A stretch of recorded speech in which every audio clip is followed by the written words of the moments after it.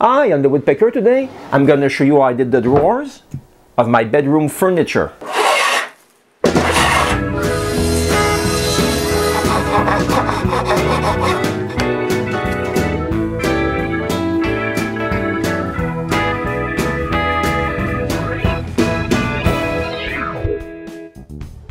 In my last episode, I showed how I build my 9 drawers dresser.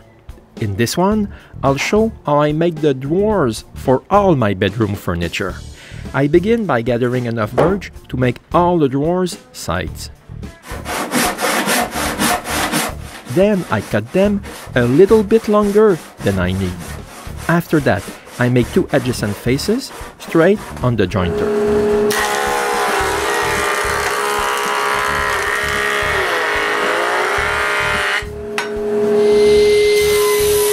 Then I cut this in several 3/4 inch thick plank. I end up with a good pile of narrow planks. Then I glue them together according to their length. As you can see, I've got a lot more to glue, and this will take several days to finish because I don't have enough clamps.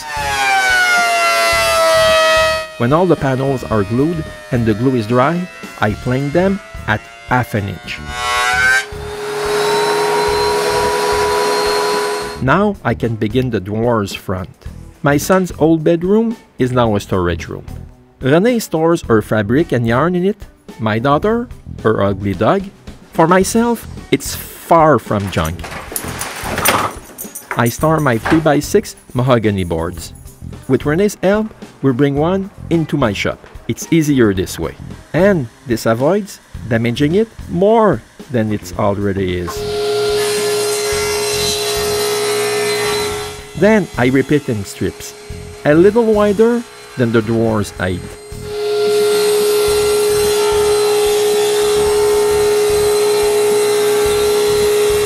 After I plane them all to 3/4 inch. Now I'm ready to begin working on the drawers themselves. The first thing to do is to measure a drawer opening and cut a front.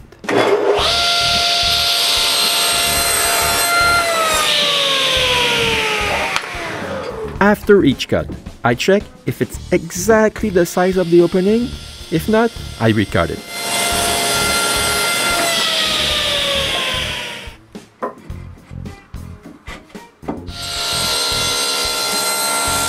After I found the exact height, I use the same rip fence position to cut the sides and back of this drawer.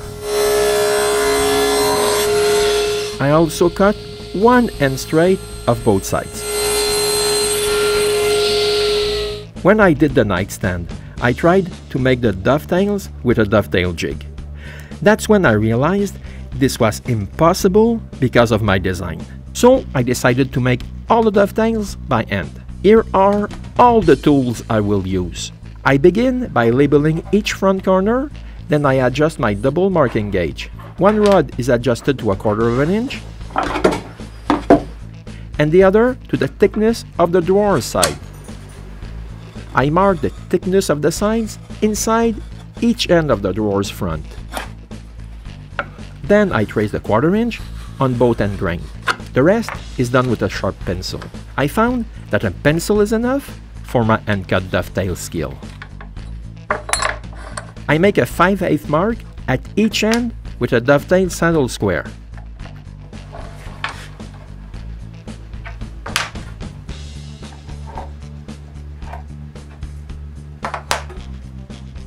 Then, with a compass, I divide my dovetails in 4 or 5 tails, starting from a 5/8 mark. Then, with those marks, I trace all the dovetails.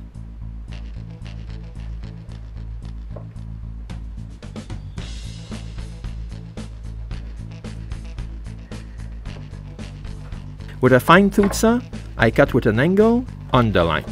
I try not to go past the marking gauge lines.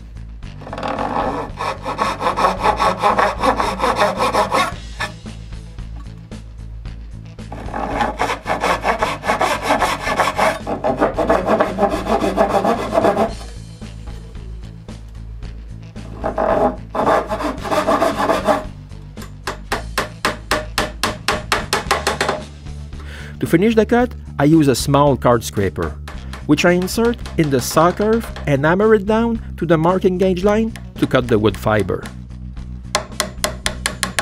The small card scraper is perfect for this job. It's inexpensive and it's way easier to handle than a big one. I'm using this one just for cutting half-blind dovetails. I even mark the side where I smack it with the hammer.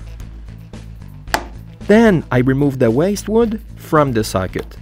I use the marking gauge line as a chisel rest and I hit gently the chisel. Then I rest the chisel on a square block of wood so it will cut straight. And I smack the chisel 3 or 4 times.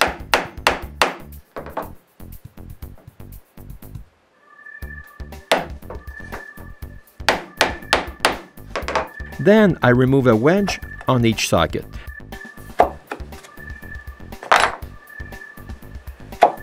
Then I make the cut deeper.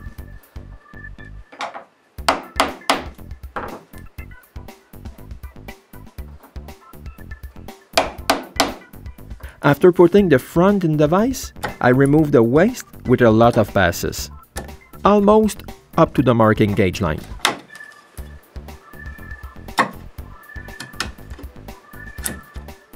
Then I adjust the router plane to 1/4 of an inch, like the marking gauge, and I clean the bottom of the socket.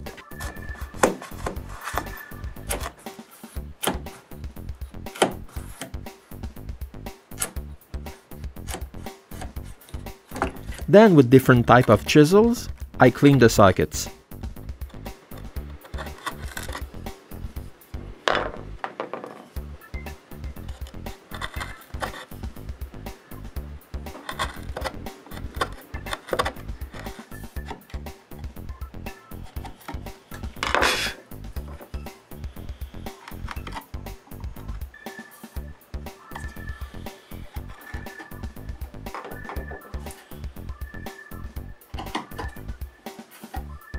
All the corners are cleaned with skewed chisels.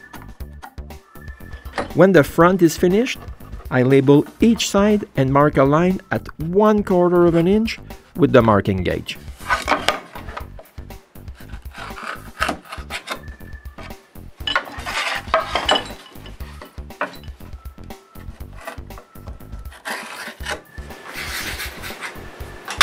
Then I put the front on the line. The back of the socket should also align with the edge of the side, and with a sharp pencil, I trace the dovetails.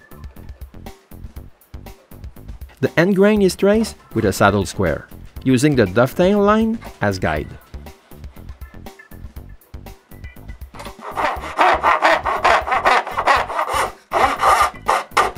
Now it's time to cut the dovetails. I always try to cut the pencil line in 2.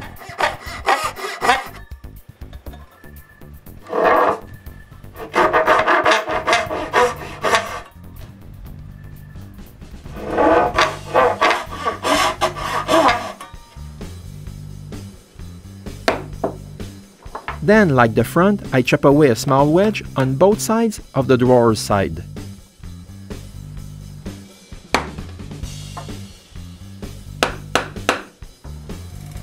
Since I'm useless with a fret saw, I cut the socket with a scroll saw.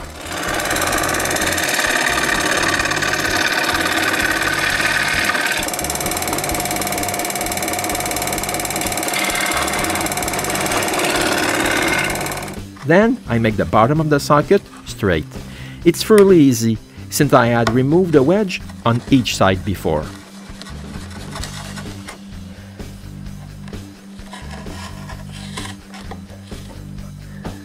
When I have a mishap and a piece of wood breaks, I just glue it back with instant glue.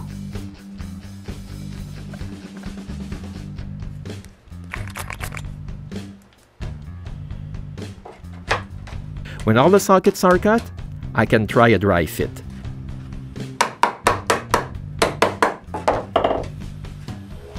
When both sides are done and checked, I can cut them to the right length. I waited until this moment to cut them to the right length, because if I had made a mistake, I could cut the dovetails and start over again. Just like I did for the front, I mark a line with the marking gauge. on the back of the sides. But this time, the mark is the thickness of the back. I cut the dovetail sides first. This way, I can cut both of them at the same time. Just like I did for the front, I begin by marking the 5/8 spot first. Then the compass mark, which divides the dovetails equally. Then with those sticks, I mark the dovetails.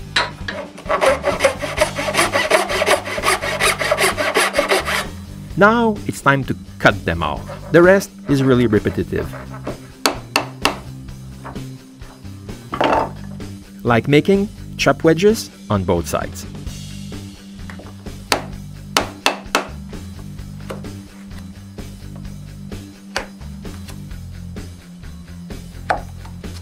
The only difference is that I cut each end with a handsaw.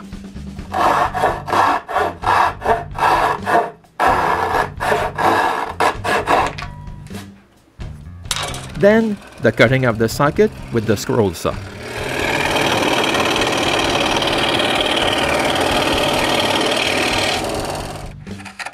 And the cleaning of the socket.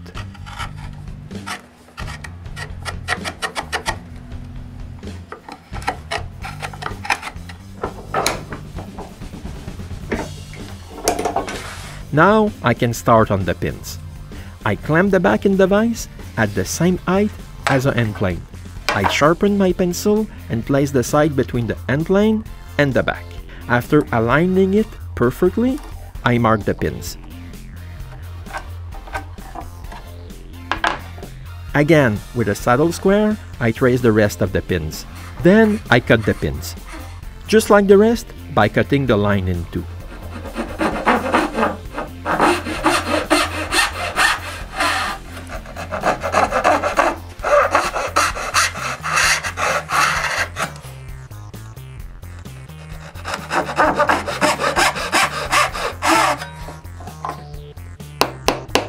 Did I say this was repetitive? Again, I chop a wedge on both sides.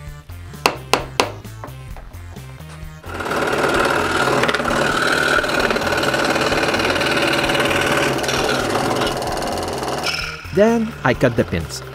But I must be careful to put the smallest side of the pins up while cutting them. After, I feel like a pro with the fret saw.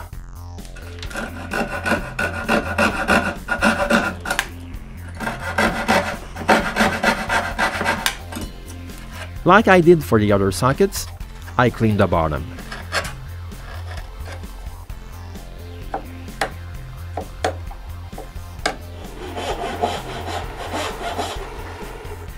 Finally, one drawer is done. Only 8 more to go.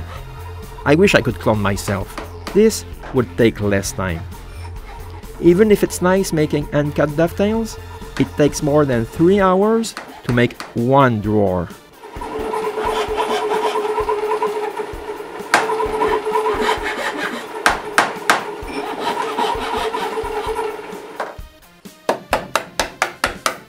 When the joinery for one drawer is done, I can try a dry fit.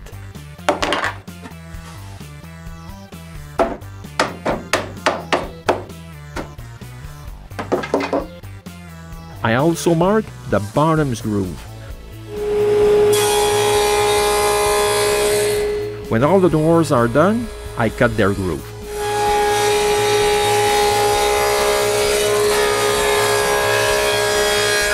From now on, I'll keep all the drawers in small separate piles until they're glued.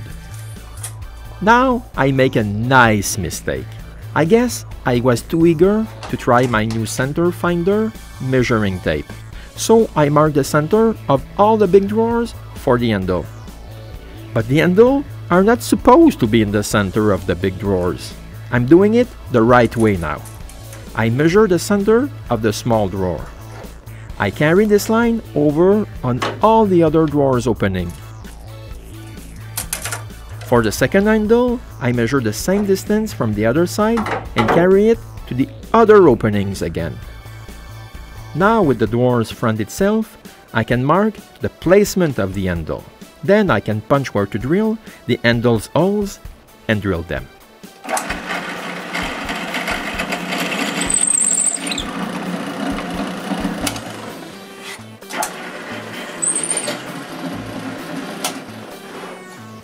Now I have to do my best to remove those bad marks that I made. So I wet it, and with an iron I steam it.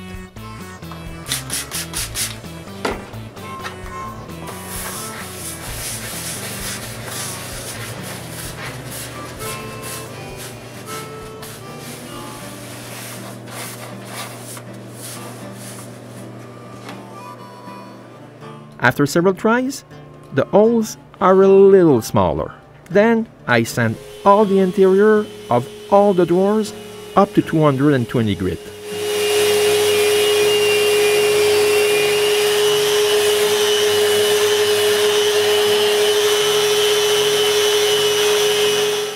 Now I can make the raised profile of the drawers.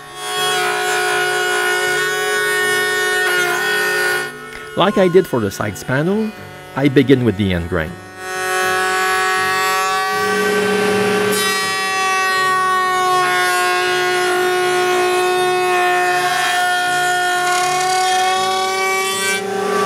I just need to dry assemble one drawer, measure the size of the bottom panel, and cut them.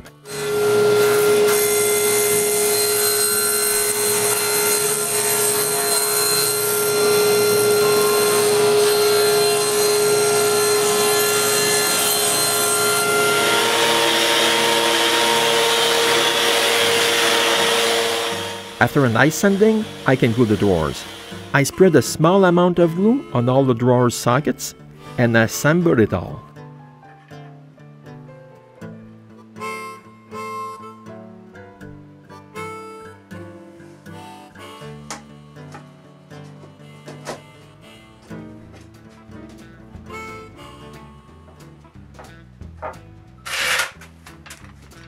After clamping it with 4 clamps, I check if it's square and leave this to dry. When all the glue is dry, I sand the dovetails flush to the sides.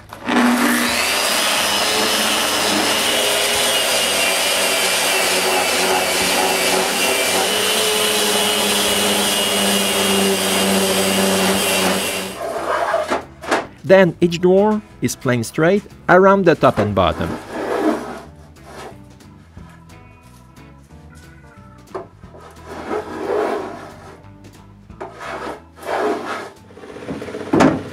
Then I check if it fits in its opening.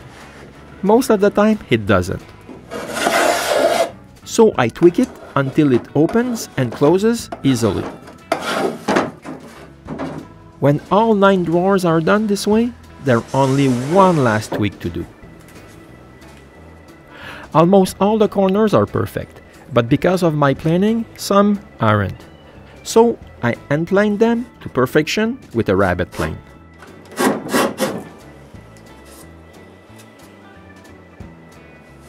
Look, now this corner is perfect. Now I just need to check all the rest of the drawers.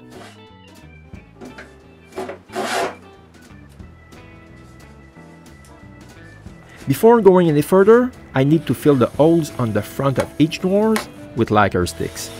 Then I do the final sanding on all the drawers.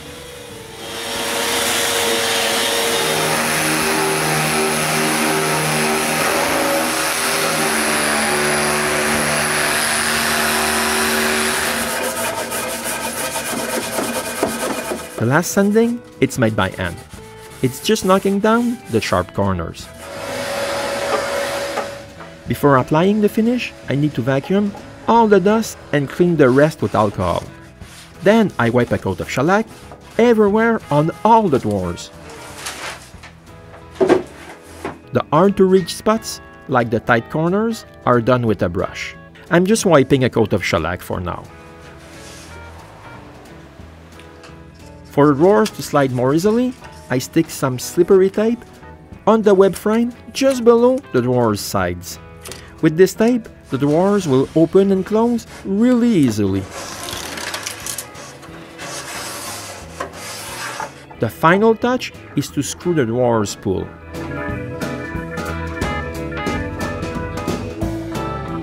When they're all installed, the drawers are really finished. This is how I made all the drawers of all my bedroom furniture. And we'll see each other next time for the next episode of the Woodpecker.